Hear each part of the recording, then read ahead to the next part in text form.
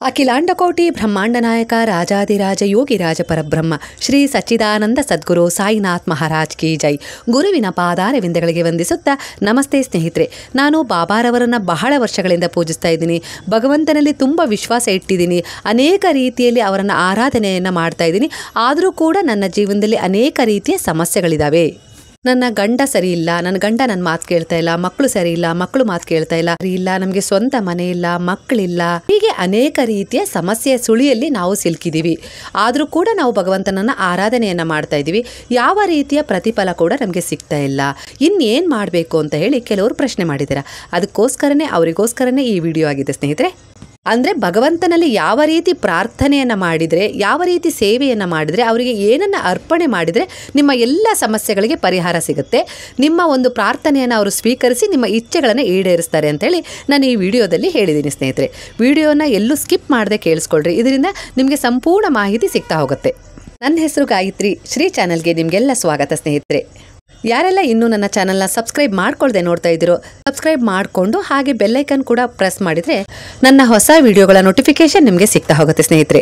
ಪ್ರತಿದಿನ ನಾವು ನಮ್ಮ ಅನೇಕ ರೀತಿಯ ಕಷ್ಟ, ದುಃಖ, ಸಮಸ್ಯೆಗಳಿಗಾಗಿ ಅನೇಕ ರೀತಿಯಲ್ಲಿ ನಾವು ಭಗವಂತನನ್ನ ಪೂಜಿಸ್ತೀವಿ. ಗುರುವಿನಲ್ಲಿ ಮಾರ್ಗದರ್ಶನ, ಸಹಾಯ, ರಕ್ಷಣೆಯನ್ನ ಬೇಡ್ತಾನೆ ಇರ್ತೀವಿ. ನನಗೆ ಅದು ಬೇಕು, ನನಗೆ ಇದು ಬೇಕು ಅಂತ ಹೇಳಿ ನಾವು ಕೇಳ್ತಾನೆ ಇರ್ತೀವಿ. ಹಾಗೆ ನಾವು ಹೋಗುವ ದಾರಿಯಲ್ಲಿ ಎಷ್ಟು ದೇವಸ್ಥಾನಗಳು ಸಿಗ್ತಾವೋ ಅಷ್ಟೂ ದೇವಸ್ಥಾನಗಳಿಗೂ ಕೈ ಮುಗಿದು ಅಷ್ಟೂ ದೇವರಲ್ಲಿ ನಾವು ಪ್ರಾರ್ಥನೆಯನ್ನ ಮಾಡೋದು ಅದನ್ನೇ. ನನಗೆ ಮಕ್ಕಳಿಲ್ಲ, ಮಕ್ಕಳು ಕೊಡು, ಸಾಲ ಇದೆ, ಹಣ ಕೊಡು, ಮದುವೆ ಆಗಿಲ್ಲ, ಮದುವೆ ಆಗೋ ಯೋಗ ಕೊಡು, ಕೆಲಸ ಇಲ್ಲ, ಕೆಲಸ ಕೊಡು. ಇದೇ ರೀತಿಯ ಪ್ರಾರ್ಥನೆಯನ್ನ ನಾವು ದಾರಿಯುದ್ದಕ್ಕೂ ಮಾಡ್ತಾನೆ ಹೋಗ್ತೀವಿ ಸ್ನೇಹಿತರೆ. ನನಗೆ ಶತ್ರುಗಳ ಕಾಟ ಜಾಸ್ತಿ ಆಗಿದೆ, ಆ ಶತ್ರುಗಳ ಕಾಟವನ್ನ ದೂರ ಮಾಡು. ಹಾಗೆ ನನ್ನ ಮಗ ಪರೀಕ್ಷೆ ಬರಿತಾ ಇದ್ದೇನೆ, ಆ ಪರೀಕ್ಷೆಯಲ್ಲಿ ಪಾಸ್ ಆಗ್ಲಿ, ಒಳ್ಳೆಯ ಅಂಕಗಳು ಬರಲಿ, ಅವ್ರಿಗೆ ಒಳ್ಳೆಯ ಕೆಲಸ ಸಿಗ್ಲಿ, ಹೀಗೆ ಆ ಭಗವಂತನ ಮುಂದೆ ಅನೇಕ ರೀತಿಯ ಬೇಡಿಕೆಗಳನ್ನ ಇಡ್ತಾನೆ ಇರ್ತೀವಿ ಸ್ನೇಹಿತರೆ. ಅದಕ್ಕೋಸ್ಕರನೇ ನಾವು ದಿನನಿತ್ಯ ಭಗವಂತನನ್ನ ಪೂಜಿಸ್ತೀವಿ. ಹೀಗಿದ್ದಾಗ ನಮ್ಮ ಕೆಲವು ಇಚ್ಛೆಗಳು ಬೇಗ ಈಡೇರ್ತವೆ. ಕೆಲವೊಂದು ಇಚ್ಛೆಗಳು 1 ವರ್ಷ 2 ವರ್ಷ ಆದ್ರೂ ಪೂರ್ಣಗೊಳ್ತಾ ಇಲ್ಲ ಅಂದ್ರೆ ಅದಕ್ಕೂ ಕೂಡ ಕಾರಣ ಇದೆ ಸ್ನೇಹಿತರೆ. ಹೀಗೆ ಸ್ನೇಹಿತರೆ, ಕೆಲವೊಂದು ಬೇಡಿಕೆಗಳು ಸ್ವಲ್ಪ ಸಮಯವನ್ನ ತೆಗೆದುಕೊಳ್ತವೆ. ಎಲ್ಲದಕ್ಕಿಂತ ಮುಖ್ಯವಾಗಿ ನಮ್ಮ ಬೇಡಿಕೆ ನ್ಯಾಯವಾಗಿದ್ರೆ, ಕರ್ಮದಿಂದ ಮುಕ್ತವಾಗಿದ್ರೆ ಬೇಗ ಈಡೇರುತ್ತೆ. ಹಾಗಂತ ನಾವು ಈ ಜನ್ಮದಲ್ಲಿ ಯಾವುದೇ ರೀತಿ ತಪ್ಪುಗಳನ್ನ ಮಾಡಿಲ್ಲ, ಆದ್ರೂ ಕೂಡ ನಮ್ಮ ಬೇಡಿಕೆ ಈಡೇರ್ತಾ ಇಲ್ಲ ಅನ್ನೋದಾದ್ರೆ ಖಂಡಿತ ಇದು ನಮ್ಮ ಪ್ರಾರಬ್ಧ ಕರ್ಮ, ಹಿಂದಿನ ಜನ್ಮದ ಸಂಚಿತ ಕರ್ಮದ ಫಲವನ್ನೇ ನಾವು ಅನುಭವಿಸ್ತಾ ಇದೀವಿ. ಅದರ ಫಲವನ್ನೇ ನಾವು ಈ ಪ್ರಾರಬ್ಧ ವರ್ತಮಾನದಲ್ಲಿ ಅನುಭವಿಸ್ತಾ ಇದೀವಿ ಅಂತ ಹೇಳಿ ತಿಳ್ಕೊಬೇಕು ಸ್ನೇಹಿತರೆ. ಅಂದ್ರೆ ನಾವು ಏನನ್ನ ಕೂಡಿಟ್ಟು ಬಂದಿರ್ತೀವೋ ಅದನ್ನ ನಾವಿಲ್ಲಿ ಖರ್ಚು ಮಾಡ್ತಾ ಇದೀವಿ. ಹಾಗಾಗಿ ನಮಗೆ ಕೆಲವೊಮ್ಮೆ ನಾವು ಈ ಜನ್ಮದಲ್ಲಿ ಏನೂ ತಪ್ಪುಗಳನ್ನ ಮಾಡದೆ ಇದ್ರೂ ಕೂಡ ನಮ್ಮ ಇಚ್ಛೆಗಳು, ಪ್ರಾರ್ಥನೆಗಳು ಕೆಲವೊಮ್ಮೆ ನಮಗೆ ಫಲ ಕೊಡೋದಿಲ್ಲ ಸ್ನೇಹಿತರೆ. ಹಾಗಂತ ಅವು ಫಲ ಕೊಡದೇನೆ ಇರೋದಿಲ್ಲ, ಫಲ ಕೊಟ್ಟೇ ಕೊಡ್ತವೆ. ಆ ದೃಢವಾದ ವಿಶ್ವಾಸ, ನಂಬಿಕೆ ನಮ್ಮಲ್ಲಿ ಬಲವಾಗಿರ್ಬೇಕು. ಕಷ್ಟ ಇದೆ, ಸಮಸ್ಯೆಗಳಿದಾವೆ, ಇಂತಹ ಸಂದರ್ಭದಲ್ಲೂ ನಾವು ಗುರುವನ್ನ ಆರಾಧಿಸ್ತಾ ಇದೀವಿ, ಅವರಲ್ಲಿ ಸಮರ್ಪಣೆ ಹೊಂದಿದೀವಿ ಅಂದಾಗ ನಾವು ನಮ್ಮ ಕೆಟ್ಟ ಕರ್ಮವನ್ನ, ಹಿಂದೆ ಮಾಡಿದ ಕೆಟ್ಟ ಕರ್ಮವನ್ನ ಕಳೆದುಕೊಳ್ತಾ ಇದೀವಿ. ಅದಕ್ಕೆ ದಾರಿ ಮಾಡಿಕೊಟ್ಟಿದಾರಲ್ಲ ಆ ಬಾಬಾ, ಆ ಗುರು, ಅದಕ್ಕೆ ನಮ್ಮ ಜೀವನದಲ್ಲಿ ಬಂದಿದ್ದಾರೆ ಅಂತೇಳಿ ಅವರಿಗೆ ಕೃತಜ್ಞತೆಯನ್ನ ಸಲ್ಲಿಸಬೇಕು, ಧನ್ಯವಾದಗಳನ್ನ ಅರ್ಪಿಸಬೇಕು.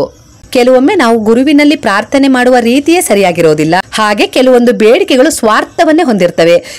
ಕೆಲವೊಮ್ಮೆ ಆ ಬೇಡಿಕೆಗಳು ಈಡೇರಿದ ಮೇಲೆ ಅದರಿಂದ ಬೇರೆಯವರಿಗೆ ಏನಾದರೂ ತೊಂದರೆ ಉಂಟಾಗುವುದಿದ್ರೂ ಕೂಡ ಒಮ್ಮೊಮ್ಮೆ ನಮ್ಮ ಆ ಬೇಡಿಕೆಗಳು ಈಡೇರದೇ ಇರುವುದಕ್ಕೆ ಕಾರಣವಾಗಿರುತ್ತೆ ಸ್ನೇಹಿತರೆ. ನಿಮ್ಮ ಪ್ರಾರ್ಥನೆ ಈ ರೀತಿಯಾಗಿರ್ಲಿ. ಅಂದ್ರೆ ನೀವು ಒಮ್ಮೊಮ್ಮೆ ಜೀವನದಲ್ಲಿರುವ ಅನೇಕ ನಿರಾಸೆ, ದುಃಖ, ಕಷ್ಟ, ಸಮಸ್ಯೆಗಳನ್ನ ಎದುರಿಸ್ತಿದ್ದಾಗ ಜೀವನದ ಮೇಲೆ, ನಿಮ್ಮ ಮೇಲೆ ಭರವಸೆ ಕಳೆದುಕೊಂಡು ಬಿಡ್ತೀರಾ. ಎಷ್ಟು ಪೂಜಿಸ್ತಾ ಇದ್ರು, ಎಷ್ಟು ಬೇಡ್ತಾ ಇದ್ರು ಭಗವಂತ ವರನೇ ಕೊಡ್ತಾ ಇಲ್ಲ. ಕೊಡುವ ದೇವರು ಯಾವಾಗಾದ್ರೂ ಕೊಡ್ತಾನೆ ಬಿಡು, ನಾವ್ಯಾಕೆ ಇಷ್ಟೊಂದು ಪೂಜೆ, ವ್ರತ, ಒಳ್ಳೆಯ ಕರ್ಮಗಳನ್ನ ಮಾಡಬೇಕು, ದಾನ ಧರ್ಮ ಸೇವೆ ಮಾಡಬೇಕು, ನಮ್ಮ ಹಣೆಯ ಬರಹದಲ್ಲಿ ಏನಿದೆಯೋ ಅದೇ ಆಗತ್ತೆ, ಇಲ್ಲದನ್ನ ನಾನು ಯಾಕೆ ಬಲವಂತ ಮಾಡಿ ಪಡ್ಕೊಳ್ಳಿಕ್ಕೆ ಹಂಬಲಿಸ್ಲಿ ಅಂತ ಹೇಳಿ ಇಂತಹ ನಿರಾಸೆಗೆ, ದುರ್ಬಲತೆಗೆ ನಮ್ಮ ಮನಸ್ಥಿತಿಯನ್ನ ಜಾರಿಸಿಕೊಂಡು ನಮ್ಮ ಆತ್ಮವಿಶ್ವಾಸವನ್ನ ಹಾಗೂ ನಮ್ಮ ಮೇಲೆ ಇರುವ ಭರವಸೆಯನ್ನ ಕೊಂದ್ಬಿಡ್ತೀವಿ. ಆಗ ಜೀವನದಲ್ಲಿ ಇನ್ನಷ್ಟು ಸಮಸ್ಯೆಯ ಸುಳಿಗೆ ಸಿಲುಕಿ ದೇವರು ಅಲ್ಲ, ಆ ಕಡೆ ನೆಮ್ಮದಿಯ ಬದುಕು ಅಲ್ಲ ಅನ್ನುವ ರೀತಿಯಲ್ಲಿ ಒದ್ದಾಡ್ತೀವಿ ಸ್ನೇಹಿತರೆ. ಇಲ್ಲಿ ಎಲ್ಲವನ್ನ ಪಡೆದುಕೊಳ್ಳುವ ಶಕ್ತಿ ನಮ್ಮಲ್ಲೇ ಇದೆ. ಅದೇ ನಮ್ಮ ಆತ್ಮವಿಶ್ವಾಸ ಹಾಗೂ ನಮ್ಮ ಅಂತರಂಗದಲ್ಲಿ ನೆಲೆಯಾಗಿರುವ ಆ ದಿವ್ಯ ಸತ್ಯ ಜ್ಯೋತಿ, ಗುರುವಿನ ಅರಿವು ಸ್ನೇಹಿತರೆ. ನಾವು ಅಪನಂಬಿಕೆ, ದುರ್ಬಲತೆ, ಎಲ್ಲ ನನ್ನ ಹಣೆಯ ಬರಹ, ನಾನು ದರಿದ್ರ, ನನ್ನಿಂದ ಏನೂ ಆಗೋದಿಲ್ಲ, ನನ್ನ ಬೆಂಬಲಕ್ಕೆ ಯಾರು ಇಲ್ಲ, ನನಗೆ ಸಹಾಯ ಮಾಡೋರು ಯಾರು ಇಲ್ಲ, ನನ್ನಲ್ಲಿ ಬುದ್ಧಿನೂ ಇಲ್ಲ, ನಾನೊಬ್ಬ ಅಜ್ಞಾನಿ, ಹೀಗೆ ಅನೇಕ ರೀತಿಯಲ್ಲಿ ನಮ್ಮನ್ನ ನಾವೇ ತೆಗಳಿಕೊಳ್ಳುವುದರ ಮೂಲಕ ಆತ್ಮವಿಶ್ವಾಸವೆಂಬ ಅರಿವಿನ ಬೆಳಕಿನ ಜ್ಯೋತಿಯನ್ನ ನಕಾರಾತ್ಮಕ ಆಲೋಚನೆಯಿಂದ ನಂದಿಸಲು ಶುರು ಮಾಡ್ತೀವಿ. ಅದರ ಬದಲು ನಾನು ಭಗವಂತನ ಅಂಶವೆಂದ ಮೇಲೆ ಅವನಲ್ಲಿರುವ ಗುಣಗಳು ನನ್ನಲ್ಲೂ ಇವೆ. ನಾನು ಧೈರ್ಯದಿಂದ ಎಲ್ಲವನ್ನ ಸಾಧಿಸಬಲ್ಲೆ. ನಾನು ಕೂಡ ನಾನಂದುಕೊಂಡಂತೆ ಬದುಕಬಲ್ಲೆ. ಗುರುವೇ ನನ್ನ ಜೀವನದಲ್ಲಿ ಬಂದಿದ್ದಾರೆ ಮಾರ್ಗದರ್ಶನ ಮಾಡ್ಲಿಕ್ಕೆ. ನಾನು ಅದನ್ನ ಉಪಯೋಗಿಸ್ಕೊಳ್ಬೇಕು. ನನ್ನ ಭರವಸೆಗಳೇ ನನಗೆ ದಾರಿದೀಪ. ನನ್ನಲ್ಲಿರುವ ಬುದ್ಧಿಯ ಪ್ರಯೋಗ ಮಾಡೋಣ. ನನ್ನ ಅಂತರಂಗದಲ್ಲಿರುವ ಗುರುವಿನ ಸಹಾಯ ಪಡೆದು ನನ್ನದೇ ಆತ್ಮದಲ್ಲಿ ಬೆಳಗುತ್ತಿರುವ ಆತ್ಮ ಜ್ಯೋತಿಯನ್ನ ಪ್ರಕಾಶಗೊಳಿಸುವ ಸಕಾರಾತ್ಮಕ ಆಲೋಚನೆಯನ್ನ ಮಾಡಿದಾಗ ನಮ್ಮ ಇಂತಹ ಆತ್ಮವಿಶ್ವಾಸದ, ನಂಬಿಕೆಯ, ಭರವಸೆಯ, ಒಳ್ಳೆಯ ಕರ್ಮಗಳೆಂಬ ಎಣ್ಣೆಯನ್ನ ನಾವು ಹಾಕ್ತಾ ಬಂದಾಗ ನಮ್ಮ ಜೀವನದಲ್ಲಿ ಭರವಸೆ ಎಂಬ ಪ್ರಕಾಶಮಾನವಾದ ಜ್ಯೋತಿ ಬೆಳಕಲಿಕ್ಕೆ ಶುರುವಾಗುತ್ತೆ. ಆ ಜ್ಯೋತಿಯೇ, ಆ ಬೆಳಕೆ ನಮ್ಗೆ ಮುಂದಿನ ದಾರಿ, ಅವಕಾಶಗಳು ಸಿಗುವಂತೆ ಮಾಡುತ್ತೆ ಸ್ನೇಹಿತರೆ. ಆ ತಿರುವನ್ನ, ಆ ದಾರಿಯನ್ನ ತೋರಿಸ್ಲಿಕ್ಕೆ ಬಂದವರೇ ನಮ್ಮ ಜೀವನದಲ್ಲಿ ಬಾಬಾ ಸ್ನೇಹಿತರೆ, ಗುರುವಾಗಿ. ಭಗವಂತ ಬೇರೆ ಅಲ್ಲ, ಗುರು ಬೇರೆ ಅಲ್ಲ. ಭಗವಂತನ ಅವತಾರದಲ್ಲಿ ಭಗವಂತನ ಒಂದು ಅವತಾರವೇ ಗುರು ಅವತಾರ ಸ್ನೇಹಿತರೆ. ಅಂದ್ರೆ ತನ್ನ ಭಕ್ತರು ತನ್ನೆಡೆಗೆ ಬರ್ಲಿಕ್ಕೋಸ್ಕರ ಅವನೇ ಗುರುವಾಗಿ ಬಂದು ನಮ್ಮನ್ನ ಮಾರ್ಗದರ್ಶನ ಮಾಡಿ ತನ್ನ ತಕೊಂಡು ಹೋಗ್ತಾರೆ ಸ್ನೇಹಿತರೆ. ಇದೇ ಆ ಭಗವಂತನ ಕರುಣೆ, ಲೀಲೆ ಅನ್ನೋದು ಸ್ನೇಹಿತರೆ. ಗುರುವಿನ ಮಹತ್ವವನ್ನ ಕೂಡ ಈ ಜಗತ್ತಿಗೆ ಸಾರಿತಾನೆ ಭಗವಂತ. ಆ ಸಮಯದಲ್ಲೇ ನಾವು ನಿಷ್ಠೆಯಿಂದ ಆ ಗುರುವಿನಲ್ಲಿ ಶರಣಾಗಿ ಸಮರ್ಪಣೆ ಹೊಂದಿ ನಿಷ್ಠೆಯಿಂದ ನಮ್ಮ ಬೇಡಿಕೆಯನ್ನ ಪ್ರಾಮಾಣಿಕವಾಗಿ ಆ ಭಗವಂತನಲ್ಲಿಟ್ಟು ಗುರುವಿನ ಅರಿವಿನೊಂದಿಗೆ, ಮಾರ್ಗದರ್ಶನದೊಂದಿಗೆ ನಾವು ಪ್ರಾಮಾಣಿಕವಾಗಿ ಪ್ರಯತ್ನಿಸಿದಾಗ ಖಂಡಿತ ಆ ಭಗವಂತ ನಮ್ಗೆ ಅನೇಕ ರೀತಿಯ ಅವಕಾಶಗಳನ್ನ, ದಾರಿಗಳನ್ನ ತೆರೆದಿಡ್ತಾ ಹೋಗ್ತಾರೆ. ದಿಟ್ಟತನದ ಹೋರಾಟ, ನ್ಯಾಯಸಮ್ಮತವಾದ ಉದ್ದೇಶದ ಪ್ರಯತ್ನವೇ ನಮ್ಮ ಹಣೆಯ ಬರಹದಲ್ಲಿ ಇಲ್ಲದನ್ನ ಸಹ ನಮ್ಗೆ ಆ ಗುರುವು ಕೊಟ್ಟೇ ಕೊಡ್ತಾರೆ ಸ್ನೇಹಿತರೆ. ನಮ್ಗೆ ಸಹಾಯ ಮಾಡ್ತಾರೆ. ಹಾಗಾಗಿ ನಮ್ಮ ಬೇಡಿಕೆ ಶುದ್ಧವಾಗಿರ್ಬೇಕು, ಸ್ವಾರ್ಥದಿಂದ ಕೂಡಿರಬಾರ್ದು. ನನಗೆ ಮನೆ ಬೇಕು, ನಾನ್ ಮದ್ವೆ ಆಗ್ಬೇಕು, ನನ್ ಗಂಡ ಹೀಗಿರ್ಬೇಕು, ನನ್ ಹೆಂಡತಿ ಹೀಗಿರ್ಬೇಕು, ಅಷ್ಟು ದುಡ್ಡು ಬೇಕು, ದೊಡ್ಡ ಬಂಗ್ಲೆ ಬೇಕು, ಕಾರ್ ಬೇಕು, ಇದು ಬೇಕು, ಅದು ಬೇಕು ಅಂತ ಹೇಳಿ ನಾವು ಪ್ರತಿದಿನ ಬೇಡ್ತಾನೆ ಇರ್ತೀವಿ ಒಂದಲ್ಲ ಒಂದು ರೀತಿಯಲ್ಲಿ ಭಗವಂತನಲ್ಲಿ. ಸ್ನೇಹಿತರೆ, ಆ ಪ್ರತಿಯೊಂದರಲ್ಲೂ ನನಗೆ ನನಗೆ ಅನ್ನುವ ಭಾವ ತುಂಬಿದೆಯೇ ಹೊರತು ಆ ನಮ್ಮ ಪ್ರಾರ್ಥನೆಯಲ್ಲಿ, ಆ ನಮ್ಮ ಭಾವದಲ್ಲಿ ಆ ಭಗವಂತನಿದಾನ? ಅವರ ಜೊತೆ ನಾವು ಯಾವ ರೀತಿಯ ಅವಿನಾಭಾವ ಸಂಬಂಧವನ್ನ ಹೊಂದಿದೀವಿ, ಭಕ್ತಿಯ ಭಾವವನ್ನ ಹೊಂದಿದೀವಿ, ಪ್ರಾಮಾಣಿಕತೆಯನ್ನ ಹೊಂದಿದೀವಿ, ನಂಬಿಕೆ, ಭರವಸೆಯನ್ನ ಇಟ್ಟಿದೀವಿ ಅಂತ ಹೇಳಿ ನಾವು ಒಮ್ಮೆ ಆದ್ರೂ ಯೋಚಿಸ್ತೀವಾ? ಹಾಗಾದ್ರೆ ಯಾವ ರೀತಿಯ ಪ್ರಾರ್ಥನೆ ನಮ್ಮದಾಗಿರ್ಬೇಕು ಅಂತ ಹೇಳಿ ಕೇಳುವ ಪ್ರಶ್ನೆಗೆ ಅಂದ್ರೆ ಮೊದಲು ನಮಗೆ ಇಲ್ಲಿ ಏನು ಸಿಕ್ಕಿದೆಯೋ ಅದರಲ್ಲಿ ತೃಪ್ತಿ ಪಡೋದನ್ನ ಕಲಿಬೇಕು. ಅವುಗಳಿಗಾಗಿ ಧನ್ಯವಾದಗಳನ್ನ ತಿಳಿಸ್ಬೇಕು ಸ್ನೇಹಿತರೆ. ಈ ಪ್ರಕೃತಿ ಆಗಿರ್ಬೋದು, ಗಾಳಿ ಆಗಿರ್ಬೋದು, ಬೆಳಕಾಗಿರ್ಬೋದು, ನೀರು, ಮಣ್ಣು, ಅನ್ನ, ಅಗ್ನಿ ಹಾಗೂ ನಮ್ಮ ಬದುಕಿಗೊಂದು ಆಧಾರ, ಪ್ರೀತಿ, ಪ್ರೇಮ, ಭರವಸೆ, ನಂಬಿಕೆ, ವ್ಯಕ್ತಿಗಳು, ಆರೋಗ್ಯ, ಹೀಗೆ ಒಂದಲ್ಲ ಒಂದು ರೀತಿಯಲ್ಲಿ ನಮ್ಗೆ ಇಲ್ಲಿ ಎಲ್ಲವೂ ಸಿಕ್ಕಿದೆ ಅಂದ್ರೆ ಅದೆಲ್ಲದಕ್ಕೂ ಕಾರಣ ಭಗವಂತನ ಕೃಪೆ ಸ್ನೇಹಿತರೆ. ಹಾಗೆ ಇದಕ್ಕೆಲ್ಲದಕ್ಕೂ ನಾವು ಕೃತಜ್ಞತೆಯನ್ನ ದಿನನಿತ್ಯ ಸಲ್ಲಿಸಲೇಬೇಕು, ಧನ್ಯವಾದಗಳನ್ನ ಅರ್ಪಿಸಲೇಬೇಕು ಸ್ನೇಹಿತರೆ. ನಾವು ಪಡೆದುಕೊಂಡಿರುವ ಪ್ರತಿಯೊಂದು ವಸ್ತುವಿಗೂ ನಾವು ಇಲ್ಲಿ ಧನ್ಯವಾದಗಳನ್ನ ದಿನನಿತ್ಯ ಅರ್ಪಿಸಲೇಬೇಕು. ಈ ಕೃತಜ್ಞತಾ ಭಾವವನ್ನ ನಾವು ಮೊದಲು ಹೊಂದಿರಬೇಕು ಸ್ನೇಹಿತರೆ. ದುಡ್ಡಿಲ್ದೆ ಈಗ ಈ ಪ್ರಪಂಚದಲ್ಲಿ ಏನೂ ಸಿಗೋದಿಲ್ಲ ಸ್ನೇಹಿತರೆ. ಆದ್ರೆ ಗಾಳಿ, ಬೆಳಕಾಗಿರ್ಬೋದು, ನೀರಾಗಿರ್ಬೋದು, ಹಾಗೆ ಮಣ್ಣಾಗಿರ್ಬಹುದು, ಈ ಪ್ರಕೃತಿಯ ಸೌಂದರ್ಯ ಆಗಿರ್ಬೋದು, ನಮ್ಗೆ ದುಡ್ಡಿಲ್ದೆ ನಾವು ಕಣ್ ತುಂಬಿಕೊಳ್ತಾ ಇದೀವಿ ಅಲ್ವಾ? ಇತ್ತೀಚಿನ ದಿನಗಳಲ್ಲಿ ನಾವು ಮಣ್ಣನ್ನ ಸಹ ಕೊಂಡ್ಕೊಳ್ತಾ ಇದೀವಿ, ನೀರನ್ನ ಸಹ ಕೊಂಡ್ಕೊಳ್ತಾ ಇದೀವಿ. ಇದಕ್ಕೆ ಕಾರಣ ಒಂದಲ್ಲ ಒಂದು ರೀತಿಯಲ್ಲಿ ನಾವೇ ಆಗಿದ್ದೀವಿ ಸ್ನೇಹಿತರೆ. ಹಿಂದೆಲ್ಲ ನಮ್ಮ ಮನೆ ಮುಂದೆ ಬಾವಿಗಳಿದ್ವು. ನಾವು ನೀರನ್ನ ಸೇದಿ ನಮ್ಮ ಮನೆಗೆ ಎಷ್ಟು ಬೇಕೋ ಆ ನೀರನ್ನ ಉಪಯೋಗಿಸ್ಕೊಳ್ತಿದ್ವಿ. ಈಗ ನಮ್ಗೆ ಸಮಯ ಇಲ್ಲ ಅಂತ ಹೇಳಿ ನಾವು ಕಾರಣ ಕೊಡ್ತಾ ಇದೀವಿ. ಹಾಗಾಗಿ ಬಾವಿಗಳನ್ನೆಲ್ಲ ಮುಚ್ಚಿಸ್ಕೊಂಡಿದೀವಿ. ಅದಕ್ಕೆ ತಕ್ಕ ಹಾಗೆ ನಮ್ಗೆ ಪುರಸಭೆಯವರು ನೀರಿನ ವ್ಯವಸ್ಥೆಯನ್ನ ಮಾಡಿದ್ರು, ಅದು ಹಣವನ್ನ ಇಸ್ಕೊಂಡು ಅಲ್ವಾ ಸ್ನೇಹಿತರೆ? ಅದೇ ತರಹ ನಮಗೆ ನಮ್ಮ ಮನೆಯ ಮುಂದಿರುವ ಅಂಗಳವನ್ನ ಸಹ ನಾವೀಗ ಎಲ್ಲ ಗಾರೆ ಮಾಡ್ಕೊಂಡಿದೀವಿ.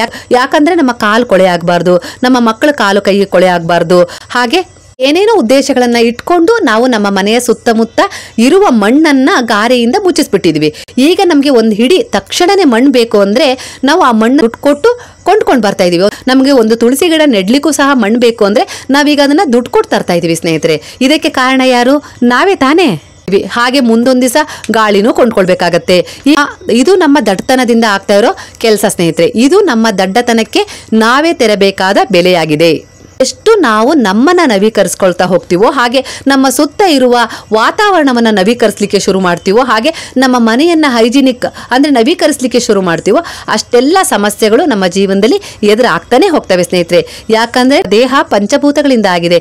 ಇದಕ್ಕೆ ದಿನನಿತ್ಯ ಪಂಚಭೂತಗಳ ಸ್ಪರ್ಶ ಸಿಗ್ಲೇಬೇಕಾಗತ್ತೆ ಸ್ನೇಹಿತರೆ. ನಾವು ನಡಿಬೇಕು, ನಮ್ಮ ಪಾದಗಳಿಗೆ ಮಣ್ಣಿನ ಸ್ಪರ್ಶ ಆಗ್ಲೇಬೇಕು ಸ್ನೇಹಿತರೆ.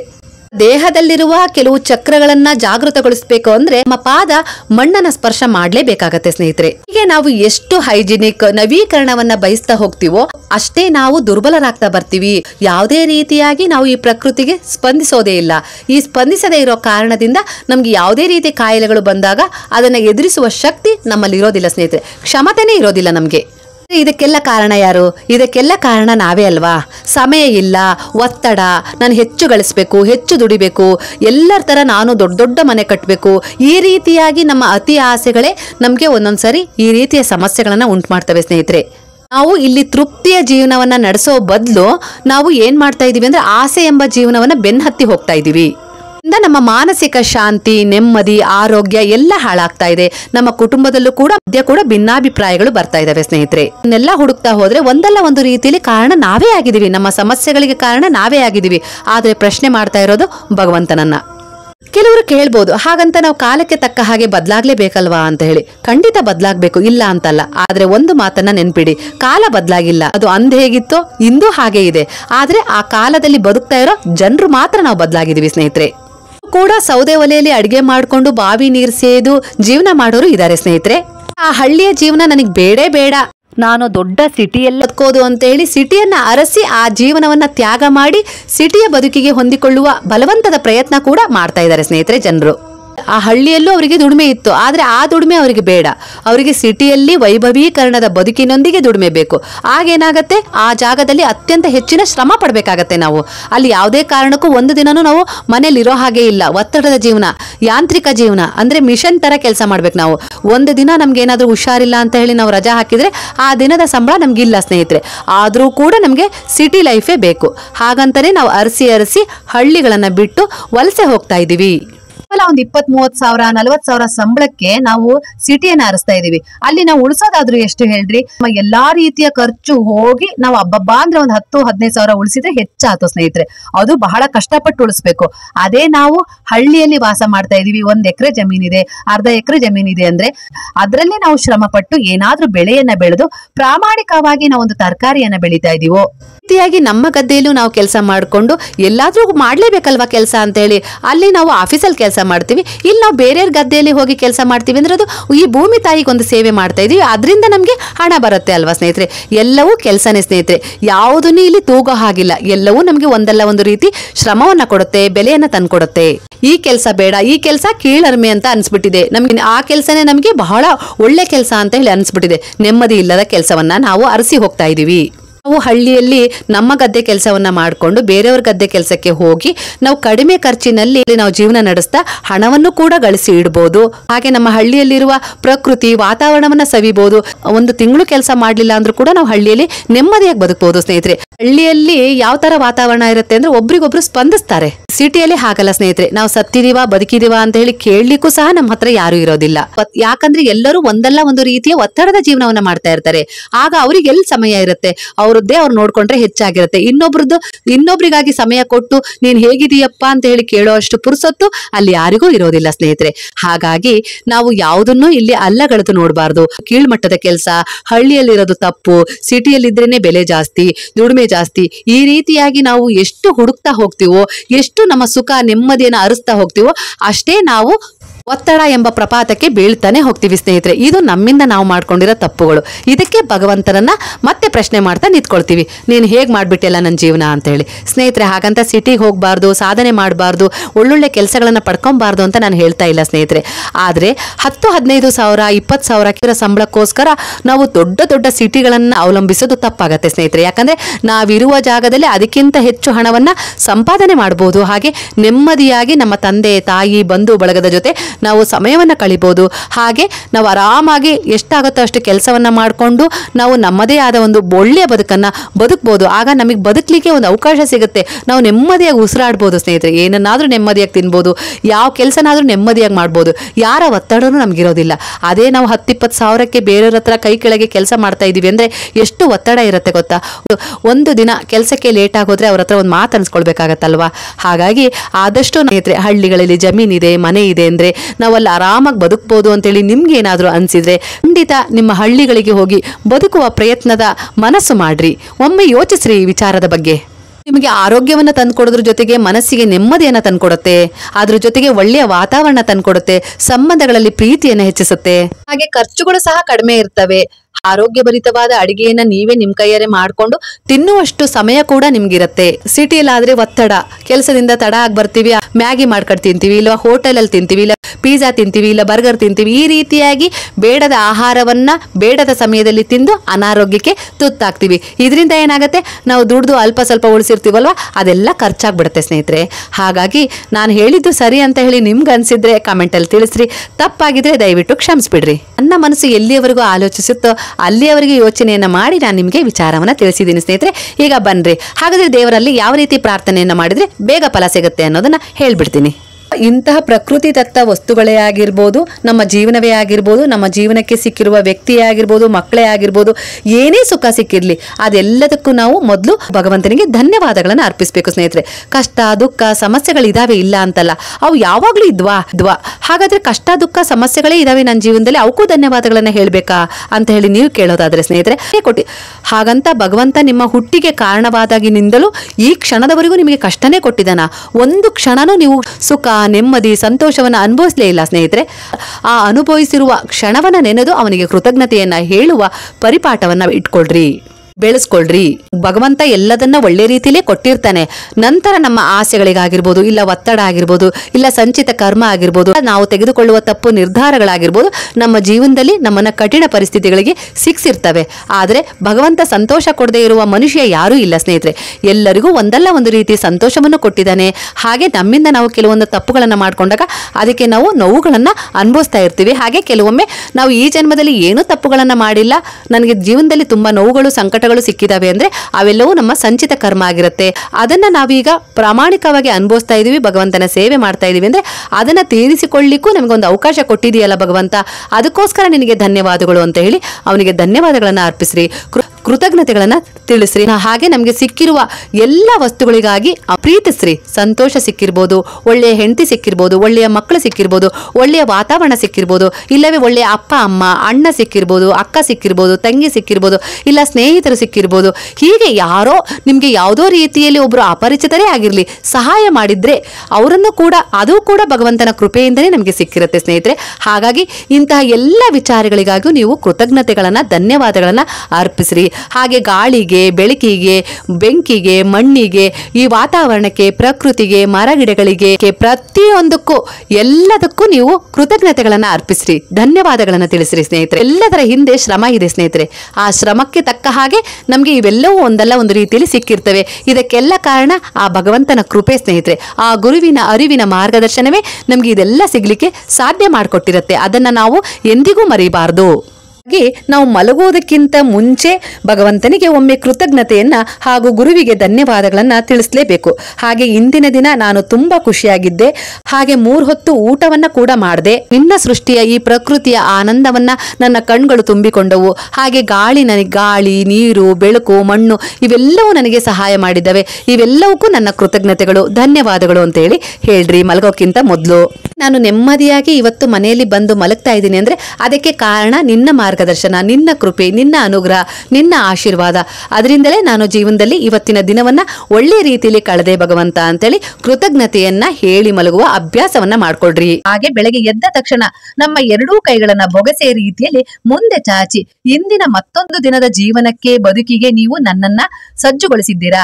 ಹಾಗೆ ಇಂದಿನ ದಿನ ಕೂಡ ಸಂತೋಷವಾಗಿರ್ಲಿ, ನೀವು ನನ್ನ ಜೊತೆ ಇರ್ರಿ. ಹಾಗೆ ಇಂದಿನ ಕೆಲಸಗಳಲ್ಲೂ ಕೂಡ ಗೆಲುವು ನನ್ನದೇ ಆಗಿರ್ಲಿ. ಆ ಕೆಲಸಗಳನ್ನ ನಾನು ಪ್ರೀತಿಯಿಂದ ಪ್ರಾಮಾಣಿಕವಾಗಿ ಭರವಸೆಯಿಂದ ಮಾಡುವುದಕ್ಕೆ ಸಹಾಯ ಮಾಡ್ರಿ. ನಿಮ್ಮ ಸಹಾಯ, ಮಾರ್ಗದರ್ಶನ, ರಕ್ಷಣೆ ನನ್ನ ಜೊತೆ ಸದಾ ಎಂದಿನಂತೆ ಸದಾ ಇರ್ಲಿ ಬಾಬಾ ಗುರುವೆ ಅಂತ ಹೇಳಿ ಪ್ರಾರ್ಥನೆಯನ್ನ ಮಾಡ್ಕೊಳ್ರಿ.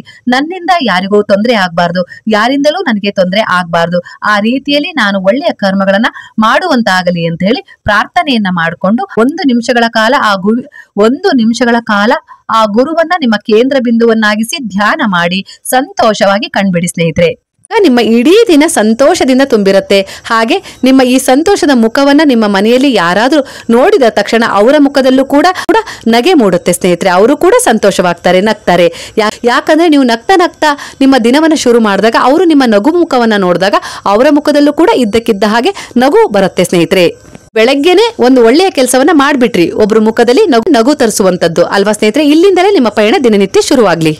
ಎಲ್ಲ ನನಗೆ ಸಿಕ್ಕಿದ್ದು ನಿಮ್ಮ ಕರುಣೆಯಿಂದ, ನಿಮ್ಮಿಂದಲೇ ಅಂತ ಹೇಳಿ ನಾವು ಭಗವಂತನಿಗೆ ಅರ್ಪಣೆ ಮಾಡ್ಬೇಕು ಸ್ನೇಹಿತರೆ. ಇದನ್ನ ಅಂದ್ರೆ ನಮ್ಮ ದಿನನಿತ್ಯದ ಪ್ರಾರ್ಥನೆ ಆಗಿರ್ಬೋದು, ಬೇಡಿಕೆ ಆಗಿರ್ಬೋದು, ಯಾವ ರೀತಿ ಇರಬೇಕು ಅಂದ್ರೆ, ಈಗ ನಾವು ಒಂದು ತಕ್ಕ ಮಟ್ಟಿನ ಬಾಡಿಗೆ ಮನೆಯಲ್ಲಿ ಬದುಕ್ತಾ ಇರ್ತೀವಿ ಅಂತ ಇಟ್ಕೊಡ್ರಿ. ಆ ಮನೆಗೆ ನಾವು ಗಂಡ ಹೆಂಡತಿ ಇಬ್ಬರೇ ಹೋಗಿರ್ತೀವಿ. ಹೋದಾಗ ನಮಗೆ ಒಳ್ಳೆ ಕೆಲಸ ಸಿಕ್ಕಿರುತ್ತೆ, ಇಲ್ಲ ಅಲ್ಲಿಗೆ ಹೋದ್ಮೇಲೆ ಒಂದು ಮಗು ಆಗತ್ತೆ. ಇದೇ ರೀತಿಯಲ್ಲಿ ನಾವು ಒಂದೊಂದೇ ವಸ್ತುಗಳನ್ನ ಖರೀದಿ ಮಾಡ್ತಾ ಹೋಗ್ತೀವಿ. ಹಾಗೆ ದಿನನಿತ್ಯ ನಾವು ಸಂತೋಷದಿಂದ ಆ ಮನೆಯಲ್ಲಿ ಕಾಲ ಕಳೆದಿರ್ತೀವಿ, ಊಟ ಮಾಡಿರ್ತೀವಿ, ನಗ್ತಾ ನಗ್ತಾ ಮಾತಾಡಿರ್ತೀವಿ. ಈ ರೀತಿಯಾಗಿ ಆ ಮನೆಯಲ್ಲಿ ನಾವು ತುಂಬಾ ಸಂತೋಷವಾಗಿರ್ತೀವಿ. ಬಾಡಿಗೆ ಮನೆ ಆದ್ರೂ ಕೂಡ ನಾವು ಸಂತೋಷವಾಗಿರ್ತೀವಿ. ಇಂತಹ ಸಮಯದಲ್ಲಿ ನಿಮ್ಮ ಮನಸ್ಸಿನಲ್ಲಿ ಒಂದು ಆಸೆ ಇರುತ್ತೆ, ನಾನು ಒಂದು ಲೀಸ್ ಮನೆಗಾರು ಹೋಗ್ಬೇಕು, ಇಲ್ಲ ನಾವು ಒಂದು ಸ್ವಂತ ಮನೆಗಾರು ಹೋಗ್ಬೇಕು ಅಂತೇಳಿ ನಿಮ್ಗೆ ಆಸೆ ಇರುತ್ತೆ. ಆಗ ನೀವು ಆ ಆಸೆಯ ಪ್ರಾರ್ಥನೆಯನ್ನ, ಬೇಡಿಕೆಯನ್ನ ಭಗವಂತನಲ್ಲಿ ಯಾವ ರೀತಿ ಇಡಬೇಕು ಅಂದ್ರೆ, ನನಗೆ ಈ ಬಾಡಿಗೆ ಮನೆಯಲ್ಲಿ ಇದ್ದು ಸಾಕಾಗಿ ಹೋಗ್ಬಿಟ್ಟಿದೆ, ಬಾಡಿಗೆ ಕಟ್ಟಿ ಕಟ್ಟಿ ಸಾಕಾಗಿ ಹೋಗ್ಬಿಟ್ಟಿದೆ, ನನಗೆ ಇನ್ನೇನು ಜೀವನನೇ ಬೇಡ ಅಂತ ಅನ್ಸ್ಬಿಟ್ಟಿದೆ ಅಂತ ಹೇಳಿ ಹೇಳೋದಲ್ಲ ಸ್ನೇಹಿತರೆ. ಇಂತಹ ಭಾವವನ್ನ ಮೊದಲು ತೊರೆದು, ನಾನು ಬಹಳ ವರ್ಷಗಳಿಂದ ಈ ಬಾಡಿಗೆ ಮನೆಯಲ್ಲೇ ಇದ್ದೀನಿ, ಈ ಮನೆಯಿಂದ ನನಗೆ ಸಂತೋಷ ಹಾಗೂ ಒಳ್ಳೆಯ ಕುಟುಂಬ, ಮಕ್ಕಳು, ಆರೋಗ್ಯ, ಕೆಲಸ, ದುಡಿಮೆ ಎಲ್ಲ ಸಿಕ್ಕಿದೆ. ಈ ಮನೆಯಲ್ಲಿ ನಾನು 3 ಹೊತ್ತು ಊಟವನ್ನ ನೆಮ್ಮದಿಯಾಗಿ ಮಾಡಿದ್ದೀನಿ. ಮನೆಯಿಂದ ನನಗೆ ಬಹಳ ಆನಂದ ಸಿಕ್ಕಿದೆ. ಈ ಮನೆಯಿಂದ ನಾನು ಜೀವನದಲ್ಲಿ ಉದ್ಧಾರವನ್ನ ಪಡೆದಿದ್ದೀನಿ ಬಾಬಾ. ಈಗ ನನ್ನ ಜೀವನದಲ್ಲಿ ನಾನು ಒಂದು ಸ್ವಂತ ನೆಲೆಯನ್ನ ಮಾಡ್ಕೊಳ್ಬೇಕು ಅಂತ ಆಸೆ ಪಡ್ತಾ ಇದ್ದೀನಿ, ಒಂದು ಸ್ವಂತ ಮನೆಗೆ ಹೋಗ್ಬೇಕು ಅಂತ ಆಸೆ ಪಡ್ತಾ ಇದ್ದೀನಿ. ಅದು ಕೂಡ ನಿಮ್ಮ ಸೇವೆಗಾಗಿಯೇ ಅಲ್ಲೂ ಕೂಡ ನಾನು ನಿಮ್ಮನ್ನ ಇದೇ ರೀತಿ ಸೇವೆಯನ್ನ ಮಾಡುವಂತಾಗಲಿ ಅಂತ ಹೇಳಿ ನಾವು ಪ್ರಾರ್ಥನೆಯನ್ನ ಮಾಡ್ಕೊಳ್ಬೇಕು ಸ್ನೇಹಿತರೆ. ಬೇಡಿಕೆಯನ್ನ ಇಟ್ಟಾಗ ಆ ಪ್ರಕೃತಿ ಆಗಿರ್ಬೋದು, ಆ ಸೃಷ್ಟಿ ಆಗಿರ್ಬೋದು, ಆ ಭಗವಂತ ಆಗಿರ್ಬೋದು, ನಿಮ್ಮ ಈ ಭಾವಕ್ಕೆ ಪ್ರಸನ್ನರಾಗ್ತಾರೆ. ನಿಮ್ಮ ಇಚ್ಛೆಗಳು ಈಡೇರ್ಲಿಕ್ಕೆ ಶುರುವಾಗ್ತವೆ ಸ್ನೇಹಿತರೆ. ನಾನು ಈ ಬಾಡಿಗೆ ಮನೆಯಲ್ಲಿ ಯಾವ ರೀತಿ ಜೀವಿಸಿದ್ನೋ ಅದೇ ರೀತಿ ನಾನು ನನ್ನ ಸ್ವಂತ ಮನೆಯಲ್ಲಿ ನನ್ನ ಕುಟುಂಬದ ಜೊತೆ, ಒಳ್ಳೆ ಕೆಲಸದ ಜೊತೆ, ನಿಮ್ಮ ಮಾರ್ಗದರ್ಶನ, ಸಹಾಯ, ಆಶೀರ್ವಾದದ ಜೊತೆ ಅಲ್ಲೂ ಕೂಡ ಸಂತೋಷದಿಂದ ಜೀವನ ಮಾಡಲಿಕ್ಕೆ ನನಗೆ ಸಹಾಯ ಮಾಡ್ರಿ. ಹಾಗೆ ನಾನು ಒಂದು ಹೊಸ ಮನೆಯನ್ನು ಕೊಂಡ್ಕೊಳ್ಳಿಕ್ಕೆ ನನಗೆ ಆಶೀರ್ವಾದ ಮಾಡ್ರಿ. ಇದೆಲ್ಲದೂ ನನಗೆ ಸಿಕ್ಕಿದ್ದು ನಿಮ್ಮ ಸೇವೆಯಿಂದಲೇ ಅಂತ ಹೇಳಿ ನಾವು ಈ ರೀತಿ ಕೃತಜ್ಞತಾ ಭಾವವನ್ನು ಅರ್ಪಿಸಬೇಕು ಸ್ನೇಹಿತರೆ. ಯಾವುದೇ ಒಂದು ವಸ್ತು ನಮಗೆ ಯಾರಾದರೂ ಒಬ್ರು ತಂದುಕೊಟ್ರು ಅಂದ್ರೆ ಅವರಿಗೆ ಧನ್ಯವಾದಗಳನ್ನು ಅರ್ಪಿಸಿದಾಗ ಅವರಿಗೆ ತುಂಬಾ ಖುಷಿ ಆಗುತ್ತೆ ಅಲ್ವಾ. ಅದೇ ರೀತಿ ನಾವು ಭಗವಂತ ಕೊಟ್ಟಿರುವ ಎಲ್ಲ ಸೌಕರ್ಯಗಳಿಗೆ, ಅವನ ಕೃಪೆಯ ಆಶೀರ್ವಾದಕ್ಕೆ ಅವನಿಗೆ ಧನ್ಯವಾದಗಳನ್ನು ಅರ್ಪಿಸಿದಾಗ ಆ ಭಗವಂತ ಪ್ರಸನ್ನರಾಗ್ತಾರೆ. ಯಾಕಂದ್ರೆ ನನ್ನ ಮಗು, ನನ್ನ ಅಂಶ ಎಷ್ಟೊಂದು ಸಂಸ್ಕಾರವಂತ, ರೀತಿ ನೀತಿವಂತ, ಇವನಲ್ಲಿ ಒಳ್ಳೆಯ ಕರ್ಮಗಳಿವೆ ಅಂತ ಹೇಳಿ ಆ ಭಗವಂತ ಖುಷಿ ಆಗ್ತಾನೆ ಸ್ನೇಹಿತರೆ. ಯಾರೇ ಆದ್ರೂ ಅಷ್ಟೇ ಅಲ್ವಾ, ನಾವಾದ್ರೂ ಅಷ್ಟೇ ಅಲ್ವಾ, ನಮ್ಮ ಮಕ್ಕಳು ಒಳ್ಳೆಯ ಕೆಲಸಗಳನ್ನ ಮಾಡಿದ್ರೆ, ಒಳ್ಳೆಯ ರೀತಿಯಲ್ಲಿ ಅವರ ರೀತಿ ನೀತಿ ನಡವಳಿಕೆಗಳಿದ್ದಾಗ ನಮ್ಗೆ ಎಷ್ಟು ಖುಷಿ ಆಗತ್ತೆ ಹೇಳ್ರಿ. ಅದೇ ರೀತಿ ಭಗವಂತನ ಅಂಶವಾದ ನಮ್ಮಲ್ಲೂ ಕೂಡ ಒಳ್ಳೆಯ ರೀತಿ ನೀತಿ ನಡವಳಿಕೆಗಳು, ವಿಚಾರಗಳು ಇದ್ದಾಗ ಆ ಭಗವಂತನು ಕೂಡ ನಮ್ಮನ್ನ ನೋಡಿ ಅಷ್ಟೇ ಖುಷಿ ಪಡ್ತಾನೆ. ಆಗ ನಾವು ಕೇಳದೇ ಇದ್ರೂ ಕೂಡ ನಮ್ಗೆಲ್ಲವನ್ನ ಕೊಡಿಸ್ತಾನೆ.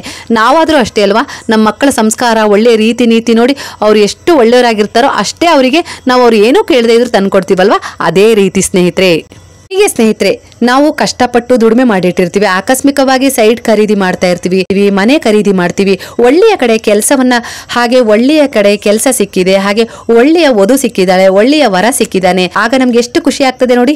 ನಾವು ನಂಬಿದ ದೇವರನ್ನ ನೆನೆಸ್ಕೊಳ್ತೀವಿ ತಾನೇ. ಆದ್ರೆ ನಾವು ಏನನ್ನಾದ್ರೂ ಭಗವಂತನಲ್ಲಿ ಬೇಡ್ಕೊಳ್ಬೇಕಾದ್ರೆ ನಾವ್ ಏನ್ ಅನ್ಕೊಳ್ತೀವಿ, ನನ್ಗೆ ಅದ್ ಬೇಕು, ನನಗೆ ಇದ್ ಬೇಕು, ನನಗೆ ಇದು ಬೇಕು, ನನಗೆ ಅದು ಬೇಕು ಅಂತೇಳಿ ನಾನು ಅನ್ನೋದನ್ನೇ ಬಯಸ್ತಾ ಇರ್ತೀವಿ ಸ್ನೇಹಿತರೆ. ದೇವರನ್ನ ನಾವು ಅಲ್ಲಿ ಮರ್ತೇ ಬಿಡ್ತೀವಿ. ಹೀಗೂ ಕೆಲವೊಮ್ಮೆ ಹೇಳ್ತೀವಿ, ನನಗೆ ಅದು ಕೊಡು, ನನಗೆ ಈ ಕೆಲಸ ಕೊಡು, ನನಗೆ ಮದ್ವೆ ಮಾಡಿಸು, ಆ ಕಾಣಿಕೆ ಕೊಡ್ತೀನಿ, ನಿನಗೆ ಈ ಕಾಣಿಕೆ ಕೊಡ್ತೀನಿ ಅಂತ ಹೇಳಿ ನಾವು ದೇವರಿಗೆ ಆರ್ಡರ್ ಮಾಡ್ಲಿಕ್ಕೆ ಶುರು ಮಾಡ್ತೀವಿ ಸ್ನೇಹಿತರೆ. ಈ ರೀತಿ ಕೂಡ ತಪ್ಪೇ ಸ್ನೇಹಿತರೆ. ಯಾಕಂದ್ರೆ ನಾವು ಕೊಡೋದು ತಪ್ಪಲ್ಲ, ನಾವು ಹರಕೆ ಕಟ್ಕೊಳ್ಳೋದು ತಪ್ಪಲ್ಲ, ಆದ್ರೆ ನಾವು ಹೇಳ್ತಾ ಇರೋ ಭಾವ ಇದೆಯಲ್ಲ ಅದು ರೀತಿ ನೀತಿಯಿಂದ ಕೂಡಿಲ್ಲ ಸ್ನೇಹಿತರೆ. ಇದು ಕೊಟ್ಟು ತೆಗೆದುಕೊಳ್ಳುವ ವ್ಯವಹಾರ ಆಗ್ಬಿಡತ್ತೆ. ಇದೇ ಮಾಡಬಾರ್ದು. ಭಗವಂತನಿಗೆ ಏನನ್ನಾದ್ರೂ ಕೊಡ್ತೀವಿ ಅಂತ ಹೇಳಲಿಕ್ಕೆ ನಾವ್ ಯಾರು? ನಾವು ಅವರಿಂದನೇ ಎಲ್ಲವನ್ನ ಅವ್ರ ಕೃಪೆಯಿಂದನೇ ಪಡ್ಕೊಳ್ತಿದೀವಿ ಅಂದ್ಮೇಲೆ ನಾವು ಅವರಿಗಾಗಿ ಕೊಡೋದಾದ್ರೂ ಏನಿದೆ ಸ್ನೇಹಿತರೆ? ನಾವು ಏನನ್ನಾದ್ರೂ ಒಂದು ಪ್ರೀತಿಯಿಂದ ಒಂದು ನೈವೇದ್ಯ ಮಾಡಿ ಅರ್ಪಿಸ್ತಾ ಇದೀವಿ ಅಂದ್ರೆ ಅದು ನಾವು ಪ್ರೀತಿಯಿಂದ ಅರ್ಪಿಸ್ಬೇಕು. ನಾವು ಭಗವಂತನಿಗೆ ನಮ್ಮಿಂದ ಏನಾದ್ರೂ ಒಂದು ಕೊಡ್ಲೇಬೇಕು, ಕೃತಜ್ಞತಾ ಮನೋಭಾವದಿಂದ ಧನ್ಯವಾದಗಳನ್ನ ಅರ್ಪಿಸುವ ರೀತಿಯಲ್ಲೇ ಕೊಡ್ಬೇಕೇ ವಿನಃ ನಾವು ಭಗವಂತನಿಗೆ ಈ ರೀತಿ ನೈವೇದ್ಯ ಕೊಟ್ರೆ ಅವನು ನನಗೆ ಒಲ್ದು ಏನೆಲ್ಲಾ ಕೊಟ್ಬಿಡ್ತಾನೆ ಅನ್ನೋ ಆಸೆಯಿಂದ, ದುರಾಸೆಯಿಂದ, ಸ್ವಾರ್ಥದಿಂದ ಯಾವತ್ತಿಗೂ ಕೊಡಬಾರ್ದು ಸ್ನೇಹಿತರೆ. ಅದು ಸ್ವೀಕಾರ ಆಗೋದು ಇಲ್ಲ ಭಗವಂತನಿಗೆ. ನಾವು ಭಗವಂತನಲ್ಲಿ ದಿನನಿತ್ಯ ಏನನ್ನಾದ್ರೂ ಬೇಡ್ತಾನೆ ಇರ್ತೀವಿ. ಬೇಡೋಣ, ನಮ್ಮ ಸೃಷ್ಟಿಗೆ ಅವ್ರು ಕಾರಣರಾಗಿದ್ದಾರೆ ಅಂದ್ರೆ ಅವ್ರು ನನ್ನ ತಂದೆ ಇದ್ದ ಹಾಗೆ, ಹತ್ರ ಬೇಡೋದ್ರಲ್ಲಿ ತಪ್ಪೇ ಇಲ್ಲ ಸ್ನೇಹಿತರೆ. ಅವರಿಗೋಸ್ಕರ ನಾವು ಅದನ್ನ ಕೊಡ್ತೀನಿ ಇದನ್ನ ಕೊಡ್ತೀನಿ ಅನ್ನೋದು ತಪ್ಪು ಸ್ನೇಹಿತರೆ. ಅವ್ರ ಹತ್ರ ಎಲ್ಲವೂ ಇದೆ ಸ್ನೇಹಿತರೆ. ಅವರು ನಮ್ಮಿಂದ ಪಡ್ಕೊಳ್ಳೋ ಅಂಥದ್ದು ಏನೂ ಇಲ್ಲ ಸ್ನೇಹಿತರೆ. ಅವರಿಗೆ ನಮ್ಮಿಂದ ಏನಾದರೂ ಬೇಕಾದ್ರೆ ಅದು ಒಳ್ಳೆಯ ಕರ್ಮ, ಒಳ್ಳೆಯ ಭಕ್ತಿಯ ಭಾವ, ಒಳ್ಳೆಯ ನಂಬಿಕೆ, ಭರವಸೆ, ಒಳ್ಳೆಯ ಒಂದು ಭಾವನೆ ಬೇಕು ಸ್ನೇಹಿತರೆ.